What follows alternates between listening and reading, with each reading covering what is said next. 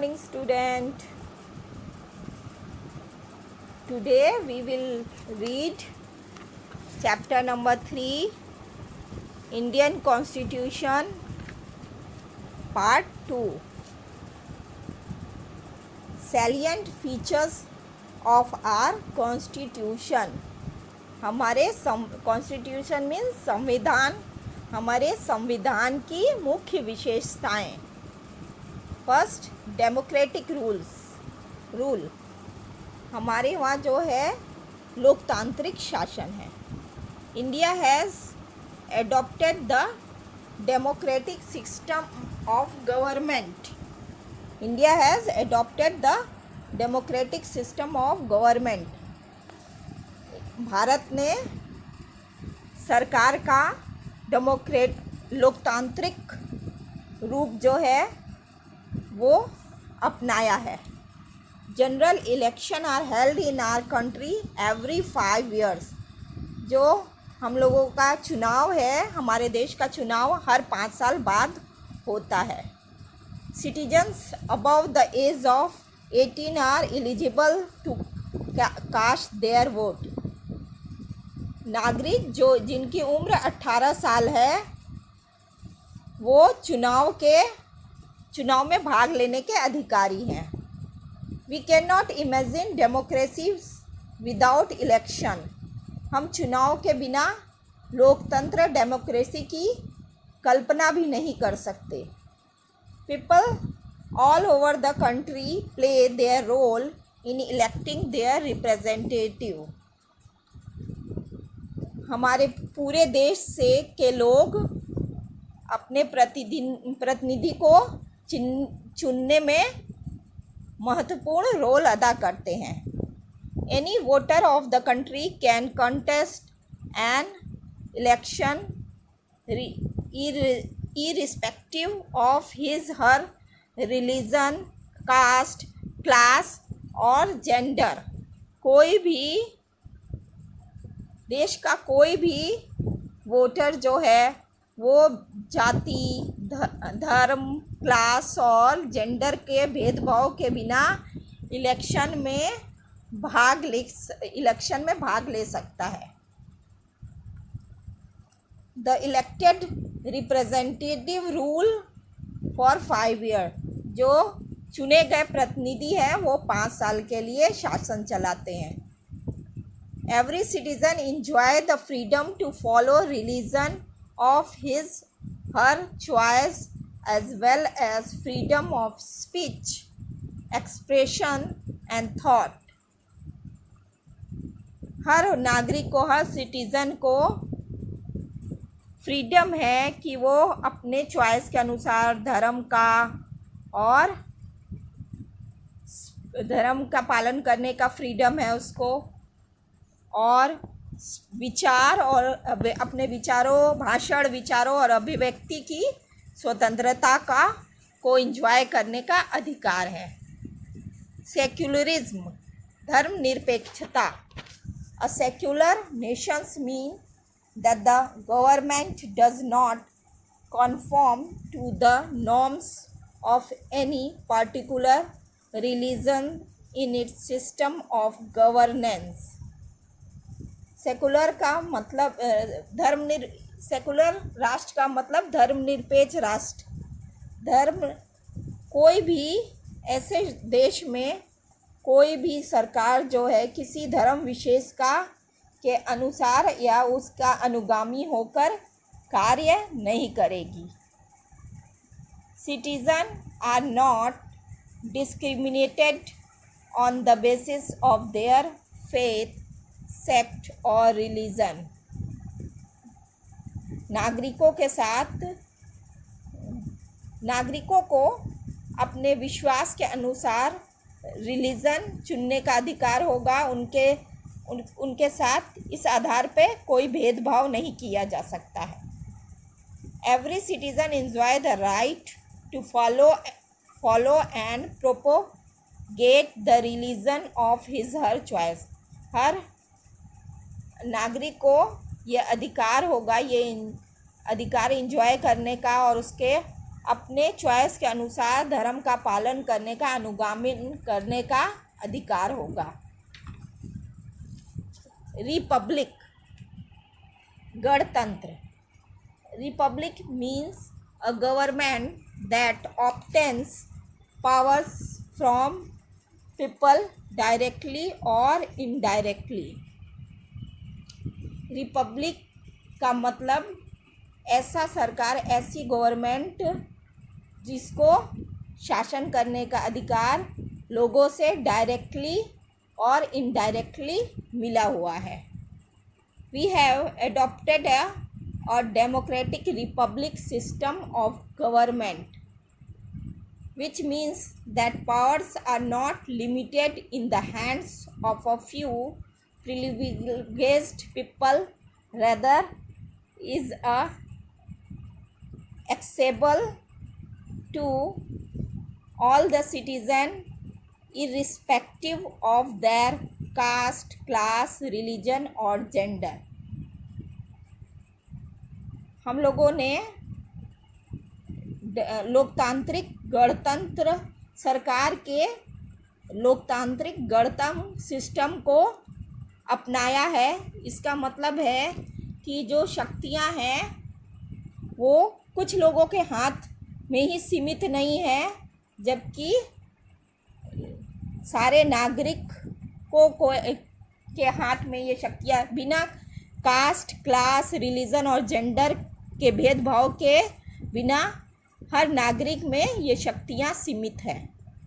हर नागरिक को ये शक्तियां दी गई हैं। सेंट्रल गवर्नमेंट, इसका जो हेड होता है प्रेसिडेंट। प्रेसिडेंट के 3 पार्ट होते हैं। प्रेसिडेंट जो है 3 लोगों के माध्यम से काम करता है। Legislature, executive, judiciary. लेजिस्लेचर जो है उसके अंदर पार्लियामेंट और लोकसभा, राज्यसभा आते हैं, जबकि एग्जीक्यूटिव के अंदर प्राइम मिनिस्टर और काउंसिल ऑफ मिनिस्टर आते हैं। जुडिशरी के अंदर सुप्रीम कोर्ट काम करता है। सुप्रीम कोर्ट के माध्यम से जुडिशरी काम करता है। अब स्टेट गवर्नमेंट कैसे काम करता है? वो गवर्नर, उसका हेड जो होता है गवर्नर होता है। गवर्नर के 3 अंग होते हैं, 3 भाग होते हैं। लेजिस्लेचर जो कानून बनाता है, executive, chief minister and council of minister. फिर जुडिशरी, हाई कोर्ट, उसके अंदर हाई कोर्ट होता है। लेजिस्लेचर के अंदर स्टेट गवर्नमेंट, लेजिस्लेटिव असेंबली मतलब विधानसभा, विधान और विधान परिषद, और एग्जीक्यूटिव मतलब चीफ मिनिस्टर और मंत्री जो है उसके अंदर आते हैं। और उनके अंदर लोकल एडमिनिस्ट्रेशन आता है, स्थानीय प्रशासन। स्थानीय प्रशासन के भी 2 पार्ट होते हैं। 2 पार्ट के माध्यम से वो काम करता है, पंचायत और म्युनिसिपल कॉरपोरेशन और म्युनिसिपल बोर्ड। और जुडिशरी जो है वो डिस्ट्रिक्ट के अंदर डिस्ट्रिक्ट कोर्ट आते हैं और उसके सब ऑर्डिनेट कोर्ट आते हैं, अधीनस्थ कोर्ट उसके अंदर आते हैं। लेजिस्लेचर, एग्जीक्यूटिव जो है, legislature, executive and judiciary are the organs of government. सरकार के लेजिस्लेचर, एग्जीक्यूटिव और जुडिशरी जो है वो सरकार के प्रमुख अंग हैं। Legislature make law, executive with the help of civil service officer implement the laws, and judiciary make people follow the law and does the work of providing justice। Legislature का काम होता है कानून बनाना, और एग्जीक्यूटिव जो है सिविल सर्विस ऑफिसर के माध्यम से कानून को लागू कराते हैं। और जो जुडिशरी जो है वो देखता है कि जो कानून बना है उसका पालन हो रहा है या नहीं, और उसी के अनुसार जस्टिस देता है, न्याय देता है। Federal state, India is a federal state. Bharat जो है वो फेडरल स्टेट मीन्स संघीय। India is a federal state. India जो है वो स्टेट का संघ है। There is a distribution of subject on which the central और the state government can frame laws. यहाँ पे जो है विषयों का विभाजन किया जाता है सेंट्रल और स्टेट गवर्नमेंट पे, जिस पे उनको नियम बनाना होता है, कानून बनाना होता है। ऐसे विषयों का स्टेट गवर्नमेंट और सेंट्रल गवर्नमेंट के बीच ऐसे विषयों का विभाजन कर दिया जाता है। There are 3 such list: union list, state list and concurrent list. ये 3 लिस्ट हैं ऐसे विषयों के, यूनियन लिस्ट, स्टेट लिस्ट और कंकरेंट लिस्ट, जो law framed by the central government are applicable to the entire nation. जो नियम सेंट्रल गवर्नमेंट के द्वारा बनाए जाते हैं वो पूरे देश पर लागू होता है। Fundamental rights. फंडामेंटल राइट्स मतलब मौलिक अधिकार। Fundamental rights of Indian citizens are provided by the constitution of India. Bharat के संविधान द्वारा भारतीय नागरिकों को मौलिक अधिकार प्रदान किए गए हैं। That was adopted on the 26th of November in the year 1949 but was put in use on the 26th of January 1950। ये जो अधिकार हैं वो 26 नवंबर 1949 को बनाए गए थे, पर इनको 26 जनवरी 1950 को लागू किया गया। The fundamental rights of Indian citizens guarantee that the residents of the land can lead a peaceful life as long as they inhabit the country. जो हमारे भारतीय नागरिकों के जो मौलिक अधिकार हैं वो इस बात की गारंटी देते हैं, नागरिकों को इस बात की गारंटी देते हैं कि जब तक वो इस देश में रहते हैं तब तक उनको शांतिपूर्ण जीवन देने का अधिकार है। The individual fundamental rights of Indian citizen are most of the time similar in all the democratic countries. जो हमारे देश में भारतीय नागरिकों को जो फंडामेंटल राइट्स दिए गए हैं वो सभी डेमोक्रेटिक देशों के में जो दिए गए हैं अधिकार उन्हीं के समान हैं। The individual fundamental rights to Indian citizens include the following. हमारे जो फंडामेंटल राइट्स हैं, मौलिक अधिकार हैं भारतीय नागरिकों के, वो इस प्रकार है। इक्वलिटी बिफोर द लॉ, कानून के समक्ष समानता का अधिकार। फ्रीडम ऑफ रिलीजन, धार्मिक स्वतंत्रता का अधिकार।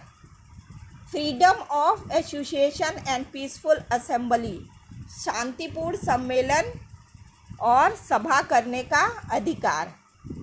Freedom of speech and expression, विचारों की और अभिव्यक्ति की स्वतंत्रता। Right to constitution remedies for the protection of civil right, अगर उनके मौलिक अधिकार का हनन होता है तो वो अपने अधिकारों की रक्षा के लिए सर्वोच्च न्यायालय के अधीन जा सकते हैं, मतलब संवैधानिक उपचारों का अधिकार। इक्वलिटी मतलब समानता का, कानून के समान, समक्ष समानता का अधिकार, धार्मिक स्वतंत्रता का अधिकार, freedom of association and peaceful assembly, शांतिपूर्ण सम्मेलन और सभा करने का अधिकार, freedom of speech and expression, विचार और अभिव्यक्ति की स्वतंत्रता का अधिकार, right to constitution remedies for the protection of civil rights, संवैधानिक उपचारों का अधिकार। Thank you. 1 minute. The main point of this paragraph are: the salient feature of the constitutions of India are democratic rule, secularism, and a republic. India is a secular and republic nation. Republic means a government that obtains powers from people directly or indirectly. Parliament, executive, and judiciary are the organs of central government. India is a federal state. Fundamental rights are also known as soul of the Indian Constitution. Thank you.